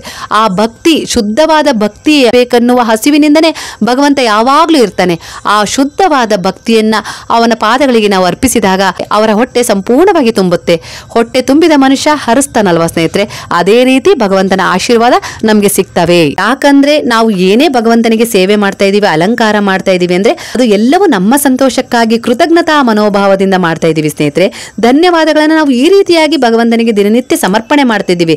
ಆದ್ರೆ ಭಗವಂತ ಎಂದಿಗೂ ವಿರಕ್ತನೆ, ಅವರಿಗೆ ಯಾವುದ್ರಲ್ಲೂ ಆಸೆ ಇಲ್ಲ ಸ್ನೇಹಿತರೆ. ಅವರಿಗೆ ತನ್ನ ಸೃಷ್ಟಿ ಒಳ್ಳೆಯ ಕರ್ಮಗಳನ್ನ ಮಾಡಬೇಕು, ಭಕ್ತಿಯನ್ನ ಮಾಡಬೇಕು, ಒಳ್ಳೆ ದಾರಿಯಲ್ಲಿ ಸಾಗಬೇಕು ಅನ್ನುವ ಒಂದೇ ಒಂದು ಆಸೆ ಇರುತ್ತೆ ಸ್ನೇಹಿತರೆ. ಆ ಹಂಬಲವನ್ನೇ ನಾವು ಈಡೇರಿಸಬೇಕು. ಈ ರೀತಿಯಾಗಿ ನಾವು ಅವರ ಹೊಟ್ಟೆಯನ್ನ ತುಂಬಿಸಿದಾಗ ಅವರು ಸಂತೃಪ್ತ ಭಾವ ಹೊಂದುತ್ತಾರೆ. ಅವರು ಸಂತೃಪ್ತ ಭಾವ ಹೊಂದಿದ್ರು ಅಂದ್ರೆ ನಮ್ಮ ಎಲ್ಲ ಇಚ್ಛೆಗಳು ತಾನಾಗಿಯೇ ಪೂರ್ಣಗೊಳ್ಳಿಕ್ಕೆ ಶುರುವಾಗ್ತವೆ ಸ್ನೇಹಿತರೆ. ಹಾಗಾಗಿ ಗುರುವಿನ ಎದುರಿಗೆ ನಿಂತು ಅದು ಬೇಕು ಇದು ಬೇಕು ಅಂತ ಹೇಳಿ ಪ್ರಾರ್ಥನೆಯನ್ನ ಮಾಡೋದಕ್ಕಿಂತ ನೀವೇ ನನ್ನ ಜೊತೆಗಿರ್ರಿ ಅಂತ ಹೇಳಿ ಪ್ರಾರ್ಥನೆಯನ್ನ ಮಾಡಬೇಕು. ಅವರೇ ನಮ್ಮ ಜೊತೆಗಿದ್ದು ನಮ್ಗೆ ಏನ್ ಬೇಕು, ಯಾವ ಸಂದರ್ಭದಲ್ಲಿ ಏನ್ ಬೇಕು ಏನ್ ಬೇಡ ಅಂತ ಹೇಳಿ ಅವ್ರಿಗೆ ಗೊತ್ತಾಗುತ್ತೆ. ಯಾಕಂದ್ರೆ ನಾವೇ ನೋಡ್ರಿ, ಈಗ ನಮ್ಮ ಮಗು ನಮ್ಮ ಕೈಯಲ್ಲಿದೆ, ನಮ್ಮ ತೋಳಲ್ಲಿದೆ ಅಂದ್ರೆ ಅದಕ್ಕೆ ಯಾವಾಗ ಯಾವ ಸಮಯಕ್ಕೆ ಏನ್ ಬೇಕು, ಹಾಲ್ ಬೇಕು, ನೀರ್ ಬೇಕು ಎಲ್ಲ ನಮ್ಗೆ ಗೊತ್ತಾಗಿರುತ್ತೆ. ಅದಕ್ಕೆ ಕೊಡ್ತಾ ಹೋಗ್ತೀವಲ್ವಾ, ಅದು ಮಾತಾಡ್ಲಿಕ್ಕೆ ಬರಲ್ಲ 6 ತಿಂಗಳಲ್ಲಿ. ಆಗ ನಾವು ಅದಕ್ಕೆ ಏನ್ ಮಾಡ್ತೀವಿ, ಎಲ್ಲದನ್ನ ಸಮಯಕ್ಕೆ ಸರಿಯಾಗಿ ಕೊಡ್ತಾನೆ ಹೋಗ್ತೀವಿ. ಅದು ಹೊಟ್ಟೆ ನೋವಾದಾಗೂ ನಮ್ಗೆ ಸಂಕಟ ಆಗ್ತದೆ. ಏನಾತೋ ಏನೋ ನನ್ನ ಮಗುಗೆ ಹೊಟ್ಟೆ ನೋಯ್ತಾ ಇರ್ಬೋದು, ಇಲ್ಲ ಕಣ್ಣು ನೋಯ್ತಾ ಇದೆಯೋ ಏನೋ ಒಂಥರ ಈ ರೀತಿ ಆತಂಕ ಭಾವದಿಂದ ಒದ್ದಾಡ್ತೀವಲ್ವಾ. ಅದೇ ತರಹ ಆ ಗುರುವು ಕೂಡ ನಮ್ಮನ್ನು ಅದೇ ರೀತಿ ಸಂರಕ್ಷಣೆ ಮಾಡ್ತಾರೆ ಸ್ನೇಹಿತರೆ. ನಾವು ಅದಕ್ಕೋಸ್ಕರ ನೀವು ನಮ್ಮ ಜೊತೆಗಿರ್ರಿ ಅಂತಾನೆ ನಾವು ಯಾವತ್ತೂ ಬಾಬಾನಲ್ಲಿ ಪ್ರಾರ್ಥನೆಯನ್ನು ಮಾಡಬೇಕು. ಅವರು ನಮ್ಮ ಜೊತೆಗಿದ್ದಾಗ ನಮ್ಗೇನ್ ಬೇಕು, ನಮ್ಗೇನ್ ಬೇಡ, ನಮ್ಗೇನ್ ತೊಂದರೆ ಆಗ್ತಾ ಇದೆ ಎಲ್ಲದರ ಭಾರವನ್ನ ಅವರು ನಾನು ಹೊರ್ತೀನಿ ಅಂತ ಹೇಳಿ ಇದೇ ಭರವಸೆಗಳನ್ನ ಕೊಟ್ಟಿರೋದು ಸ್ನೇಹಿತರೆ. ಮಕ್ಕಳ ವಿಚಾರದಲ್ಲೂ ಕೂಡ ನಾವು ಇದನ್ನೇ ಪ್ರಾರ್ಥನೆಯನ್ನ ಮಾಡ್ಕೊಳ್ಬೇಕು. ನನ್ನ ಮಕ್ಕಳಿಗೆ ನಿಮ್ಮ ರಕ್ಷೆ, ಆಶೀರ್ವಾದ, ಮಾರ್ಗದರ್ಶನವಿರಲಿ. ಅವರ ಜೀವನದಲ್ಲಿ ಅವರಿಂದ ಒಂದು ಸಾಧನೆಯನ್ನ ಮಾಡಿಸು, ಒಳ್ಳೆಯ ಕರ್ಮ ಮಾಡಿಸು, ಒಳ್ಳೆಯ ದಾರಿಯನ್ನ ತೋರಿಸು. ಹಾಗೆ ಅವರಿಂದ ನಿನ್ನ ಸೇವೆಯನ್ನ ಕೂಡ ಮಾಡಿಸ್ಕೊಳಪ್ಪ ಅಂತೇಳಿ ನಾವು ಪ್ರಾರ್ಥನೆಯನ್ನ ಮಾಡಬೇಕು. ಅದೇ ರೀತಿ ನಮ್ಮ ಗಂಡ ಸರಿ ಇಲ್ಲ, ಅದೇ ರೀತಿ ನಮ್ಮ ಗಂಡ ಸರಿ ಇಲ್ಲ, ನಮ್ಮ ಹೆಂಡತಿ ಸರಿ ಇಲ್ಲ, ನಮ್ಮ ಅತ್ತೆ ಸರಿ ಇಲ್ಲ ಅಂದಾಗೂ ಕೂಡ ಇದೇ ರೀತಿ ಪ್ರಾರ್ಥನೆಯನ್ನ ಮಾಡ್ಕೊಳ್ತಾ ಹೋಗ್ಬೇಕು ಸ್ನೇಹಿತರೆ. ಪ್ರತಿ ಪ್ರಾರ್ಥನೆ ಆದ್ಮೇಲೂ ಇದೆಲ್ಲವೂ ನಿಮ್ಮ ಸೇವೆಗಾಗಿಯೇ, ಇದೆಲ್ಲವೂ ನಿಮ್ಮ ಸೇವೆಗಾಗಿಯೇ ನಾನು ಕೇಳ್ತಾ ಇದ್ದೀನಿ ಅಂತ ಹೇಳೋದನ್ನ ಮರಿಬಾರದು ಸ್ನೇಹಿತರೆ. ಯಾಕಂದ್ರೆ ನಮ್ಮ ಜೀವನದಲ್ಲಿ ನೆಮ್ಮದಿ ಶಾಂತಿ ಸಿಕ್ಕ ಮೇಲೆ ನಾವು ಭಗವಂತನ ಆರಾಧನೆಯನ್ನ ಮಾಡ್ತೀವಿ ಅನ್ನೋ ಭರವಸೆ ಸ್ನೇಹಿತರೆ ಇದು. ಹಾಗಾಗಿ ಜೀವನದಲ್ಲಿ ತುಂಬಾ ಸಮಸ್ಯೆಗಳು, ದುಃಖಗಳು ಕಾಡ್ತಾ ಇರೋದ್ರಿಂದ ನಿನ್ನಲ್ಲಿ ಭಕ್ತಿ, ಶ್ರದ್ಧೆ, ಏಕಾಗ್ರತೆನ ಇಡ್ಲಿಕ್ಕೆ ಆಗ್ತಾ ಇಲ್ಲ. ಸಮಸ್ಯೆಗಳು ನನ್ನಲ್ಲಿ ಚಂಚಲತೆಯನ್ನ ಮೂಡಿಸ್ತಾ ಇದ್ದಾವೆ, ನನಗೆ ಕೆಟ್ಟ ಆಲೋಚನೆಗಳನ್ನ ಬರೆಸ್ತಾ ಇದ್ದಾವೆ. ಹಾಗಾಗಿ ನನ್ನ ಜೀವನದಲ್ಲಿರುವ ಎಲ್ಲಾ ಸಮಸ್ಯೆಗಳಿಗೆ ಪರಿಹಾರ ಕೊಡಿಸು ತಂದೆ, ಇದೆಲ್ಲವೂ ನಿನ್ನ ಸೇವೆಗಾಗಿ ಅಂತ ಹೇಳಿ ನಾವು ಪ್ರಾರ್ಥನೆಯನ್ನ ಮಾಡ್ಕೊಂಡಾಗ ಅದೇ ರೀತಿ ನಮ್ಗೆ ಎಲ್ಲಾ ರೀತಿಲೂ ಒಳ್ಳೆ ಫಲಗಳು ಸಿಗ್ತಾ ಹೋಗ್ತವೆ ಸ್ನೇಹಿತರೆ. ಇದೇ ರೀತಿ ಬಾಬಾನಲ್ಲಿ ಪ್ರಾರ್ಥನೆ ಮಾಡ್ಬೇಕಾದ್ರೆ ಮಗು ಬೇಕು ಅಂತ ಹೇಳಿ ಅಂದ್ರೆ ಅದಕ್ಕೂ ಕೂಡ ಬಾಬಾ ನನ್ನ ಹೊಟ್ಟೆಯಲ್ಲಿ ಒಂದು ಮಗು ಬೆಳಿಬೇಕು, ನನ್ನ ಮಡ್ಲಲ್ಲಿ ಅದು ಆಡಬೇಕು, ಅದರ ಸೇವೆಯನ್ನು ನಾನು ಮಾಡಬೇಕು. ಹಾಗೆ ನೀವು ಅದಕ್ಕೆ ಒಂದು ಅವಕಾಶವನ್ನ ಮಾಡಿಕೊಡ್ಬೇಕು. ನನ್ನ ತಪ್ಪುಗಳು ಏನಿದ್ರೂ ಕ್ಷಮಿಸಬೇಕು, ನನ್ನನ್ನು ಅನುಗ್ರಹಿಸಬೇಕು, ಆಶೀರ್ವದಿಸಬೇಕು. ಇದು ಕೂಡ ನಿಮ್ಮ ಸೇವೆಗಾಗಿ ಅಂತ ನಾವು ಹೇಳಬೇಕು. ಹಾಗೆ ನಮಗೊಂದು ಕೆಲಸ ಬೇಕು ಅಂದ್ರೂ ಕೂಡ ಅದಕ್ಕೂ ಕೂಡ ನಾವು ಅದೇ ರೀತಿ ಪ್ರಾರ್ಥನೆಯನ್ನ ಮಾಡ್ಕೊಳ್ಬೇಕು. ಬಾಬಾ ನನಗೊಂದು ಕೆಲಸದ ಅವಶ್ಯಕತೆ ಇದೆ, ಅದರಿಂದ ನನ್ನ ಸಂಸಾರವನ್ನು ನಾನು ಸಾಗಿಸ್ಬೇಕು, ಹಾಗಾಗಿ ನನಗೆ ಆ ಕೆಲಸ ಸಿಗುವಂತೆ ಮಾಡಿ, ಅದು ಕೂಡ ನಿಮ್ಮ ಸೇವೆಗಾಗಿ ಅಂತಾನೆ ಹೇಳಬೇಕು ಸ್ನೇಹಿತರೆ. ಈ ರೀತಿಯಾಗಿ ನಾವು ಎಲ್ಲವನ್ನ ಅವರ ಸೇವೆಗಾಗಿ ಅಂತ ಹೇಳಿ ಅವರಿಗೆ ಅರ್ಪಣೆ ಮಾಡ್ತಾ ಹೋದಾಗ ಅದು ಅವರ ಸೇವೆಯಾಗಿ ಬದಲಾಗ್ತಾ ಹೋಗುತ್ತೆ ಸ್ನೇಹಿತರೆ. ನಮ್ಗೆ ಕೆಲಸ ಸಿಗ್ಬೋದು, ಮಗು ಆಗ್ಬೋದು, ಮದ್ವೆ ಆಗ್ಬೋದು, ಏನೇ ಆದ್ರೂ ನಾವು ಅವಾಗೆಲ್ಲ ಏನ್ ಅನ್ಕೊಳ್ತೀವಿ, ಭಗವಂತನಿಂದ ಸಿಕ್ಕ ಕೃಪೆ ಇದಾಗಿದೆ, ಹಾಗಾಗಿ ಅವರ ಸೇವೆಗಾಗಿ ನನ್ನ ಸಮಯವನ್ನ ಇಷ್ಟು ಅಂತ ಹೇಳಿ ಮೀಸಲಿಡೋಣ, ಅವರನ್ನ ನಾನು ಪ್ರತಿ ಕ್ಷಣನೂ ನೆನೆಸ್ಬೇಕು, ಅವರನ್ನ ನನ್ನ ಉಸಿರಾಗಿಸ್ಕೋಬೇಕು. ಈ ರೀತಿಯಾಗಿ ನಾವು ಅಂದ್ಕೊಂಡಾಗ ಅದು ಒಳ್ಳೆಯ ರೀತಿಯ ಕರ್ಮಗಳನ್ನ ನಮ್ಮಿಂದ ಮಾಡಿಸುತ್ತೆ. ಇದರಿಂದ ನಮ್ಮ ಕೆಟ್ಟ ಕರ್ಮ ವೃದ್ಧಿ ಆಗೋದಿಲ್ಲ. ಹಾಗೆ ನಮ್ಮ ಸಂಚಿತ ಕರ್ಮದಲ್ಲಿ ನಾವು ಕೆಟ್ಟ ಕರ್ಮವನ್ನು ಮಾಡಿಟ್ಟು ಬಂದ್ರೆ ಅದು ಕೂಡ ಅಳಿತಾ ಹೋಗ್ತದೆ, ಒಳ್ಳೆಯದು ಕೂಡ್ತಾ ಹೋಗ್ತದೆ. ಇದರಿಂದ ನಮ್ಮ ಜೀವನ ಆಗಿರ್ಬೋದು, ನಮ್ಮ ಮುಂದಿನ ಪೀಳಿಗೆ ಆಗಿರ್ಬೋದು, ನಮ್ಮ ಮಕ್ಕಳಾಗಿರ್ಬೋದು, ನಮ್ಮ ಕುಟುಂಬ ಆಗಿರ್ಬೋದು ಸುರಕ್ಷಿತವಾಗುತ್ತೆ ಸ್ನೇಹಿತರೆ ಗುರುವಿನ ರಕ್ಷಣೆಯಲ್ಲಿ. ಹಾಗೆ ನಾವು ಕೂಡ ಇನ್ನೊಬ್ಬರಿಗೆ ಮಾದರಿ ಆಗ್ತೀವಿ. ಇದರಿಂದ ಸ್ವಲ್ಪನಾದ್ರೂ ಜನ ಬದಲಾಗ್ತಾರೆ ಸ್ನೇಹಿತರೆ. ನಾವು ಒಬ್ಬ ಮನುಷ್ಯನ ಬದಲಾವಣೆಗೆ ಕಾರಣವಾದ್ವಿ ಅಂದ್ರೂ ಕೂಡ ಅದು ಕೂಡ ಒಂದು ಪುಣ್ಯದ ಕೆಲಸ ಸ್ನೇಹಿತರೆ. ಹಾಗೆ ನಾವು ಒಬ್ಬ ಮನುಷ್ಯನ ಕೆಟ್ಟದಕ್ಕೆ ಕಾರಣ ಆದ್ವಿ ಅಂದರೆ ಅದು ಕೂಡ ಪಾಪದ ಕೆಲಸವೇ ಆಗುತ್ತೆ ಸ್ನೇಹಿತರೆ. ಹಾಗಾಗಿ ಯಾವುದನ್ನು ತಗೋಬೇಕು ಯಾವುದನ್ನು ಬಿಡಬೇಕು ಅಂತೇಳಿ ನೀವು ಯೋಚನೆ ಮಾಡಿರಿ. ನಾನು ಹೇಳಿದ್ರಲ್ಲಿ ಎಲ್ಲ ವಿಚಾರ ಸರಿ ಇತ್ತು ಅಂತೇಳಿ ನಿಮ್ಗೆ ಅನಿಸಿದರೆ ಸಾಯಿರಾಮ್ ಅಂತ ಹೇಳಿ ಕಮೆಂಟ್ ಮಾಡೋದನ್ನು ಮರಿಬೇಡ್ರಿ, ಲೈಕ್ ಮಾಡೋದನ್ನು ಮರಿಬೇಡ್ರಿ, ಹಾಗೆ ಶೇರ್ ಮಾಡೋದನ್ನು ಮರಿಬೇಡ್ರಿ ಸ್ನೇಹಿತರೆ. ಯಾಕಂದರೆ ನಿಮಗೆ ತಿಳಿದಿರೋ ಮಾಹಿತಿ ಸರಿ ಅನಿಸಿದಾಗ ಅದನ್ನು ನೀವು ಇನ್ನೊಬ್ಬರಿಗೆ ತಿಳಿಸುವಂಥ ಕೆಲಸ ಮಾಡಿದಾಗ ಅದೇನಾಗುತ್ತೆ, ಪುಣ್ಯ ವೃದ್ಧಿ ಆಗುತ್ತೆ. ಯಾಕಂದರೆ ಅದರಿಂದ ಶೇರ್ ಮಾಡೋದ್ರಿಂದ ಒಬ್ರಿಗಾದರೂ ಅದು ಒಳ್ಳೇದಾಯಿತು, ಅವರು ಅದನ್ನು ಅರ್ಥಕೊಂಡು ಸ್ವಲ್ಪನಾರು ಬದಲಾವಣೆ ಆದರೆ ಆ ಪುಣ್ಯದ ಫಲವು ಕೂಡ ನಿಮಗೆ ಸೇರುತ್ತೆ ಸ್ನೇಹಿತರೆ. ಸಮಯದಲ್ಲಿ ನೀವು ಅವರ ಪಾಲಿಗೆ ಗುರುವಾಗಿರ್ತೀರಿ. ಒಂದು ಅಕ್ಷರ ಕಲಿಸಿದ್ರೂ ಕೂಡ ಗುರುವಿನ ಸ್ಥಾನವನ್ನೇ ನೀವು ಪಡ್ಕೊಳ್ತೀರಾ ಸ್ನೇಹಿತರೆ, ಅದನ್ನು ಮರಿಬೇಡ್ರಿ. ಹಾಗೆ ಒಬ್ಬರ ಜೀವನದಲ್ಲಿ ನೀವು ಒಂದು ಒಳ್ಳೆಯ ಬದಲಾವಣೆಗೆ ಕಾರಣರಾದ್ರಿ ಅಂದರೆ ಅದು ಕೂಡ ಪುಣ್ಯದ ಕೆಲಸವೇ ಸ್ನೇಹಿತರೆ. ಆಗ ಕೂಡ ನೀವು ಗುರುವಿನ ಸ್ಥಾನವನ್ನೇ ಹೊಂದುತ್ತೀರಾ. ಹಾಗಾಗಿ ಜೀವನದಲ್ಲಿ ಎಲ್ಲದನ್ನ ಎದುರಿಸುವ ಶಕ್ತಿ ಇದೆ, ಎಲ್ಲದನ್ನ ಪಡೆದುಕೊಳ್ಳುವ ಶಕ್ತಿಯೂ ನಮ್ಮಲ್ಲೇ ಇದೆ ಸ್ನೇಹಿತರೆ. ಯಾವುದನ್ನ ಯಾವ ರೀತಿ ಸಕ್ರಿಯಗೊಳಿಸ್ಕೊಳ್ಬೇಕು ಅನ್ನುವ ವಿವೇಕ, ಜ್ಞಾನ, ಬುದ್ಧಿ, ದೃಢತೆ, ಭರವಸೆಯನ್ನು ನಾವು ಹೊಂದಿದಾಗ, ಸಕಾರಾತ್ಮಕ ಆಲೋಚನೆಗಳನ್ನ ನಾವು ನಮ್ಮ ಮನಸ್ಸಲ್ಲಿ ಮೂಡಿಸ್ಕೊಂಡಾಗ ನಾವು ಏನನ್ನಾದ್ರೂ ಗೆಲ್ಬಹುದು ಸ್ನೇಹಿತರೆ. ಇದಕ್ಕೆಲ್ಲ ಮೊದಲು ನಾವು ಮಾಡಬೇಕಾಗಿರೋದು ನಮ್ಮ ಮನಸ್ಸಿನ ಚಂಚಲತೆಯನ್ನ, ನಕಾರಾತ್ಮಕತೆಯನ್ನ ಮೊದಲು ನಾವು ಗೆಲ್ಲಬೇಕು ಸ್ನೇಹಿತರೆ. ನಮ್ಮನ್ನ ನಾವು ಗೆದ್ದಾಗ ಈ ಜಗತ್ತನ್ನೇ ನಾವು ಗೆಲ್ತೀವಿ ಸ್ನೇಹಿತರೆ. ಈ ಮಾಹಿತಿ ನಿಮ್ಗೆ ಇಷ್ಟವಾದ್ರೆ ಸಾಯಿರಾಮ್ ಅಂತ ಹೇಳಿ ಕಮೆಂಟ್ ಮಾಡಿ. ಹಾಗಾದ್ರೆ ಈಗೆಲ್ಲರೂ ಸೇರಿ ಹೇಳೋಣವಾ? ಹರೇ ರಾಮ ರಾಮ ರಾಮ ಹರೇ ಹರೇ, ಹರೇ ಕೃಷ್ಣ ಕೃಷ್ಣ ಕೃಷ್ಣ ಹರೇ ಹರೇ, ಹರೇ ಸಾಯಿ ಸಾಯಿ ಹರೇ ಹರೇ, ಹರೇ ಬಾಬಾ ಬಾಬಾ ಬಾಬಾ ಹರೇ ಹರೇ, ಹರೇ ದತ್ತ ದತ್ತ ಹರೇ ಹರೇ.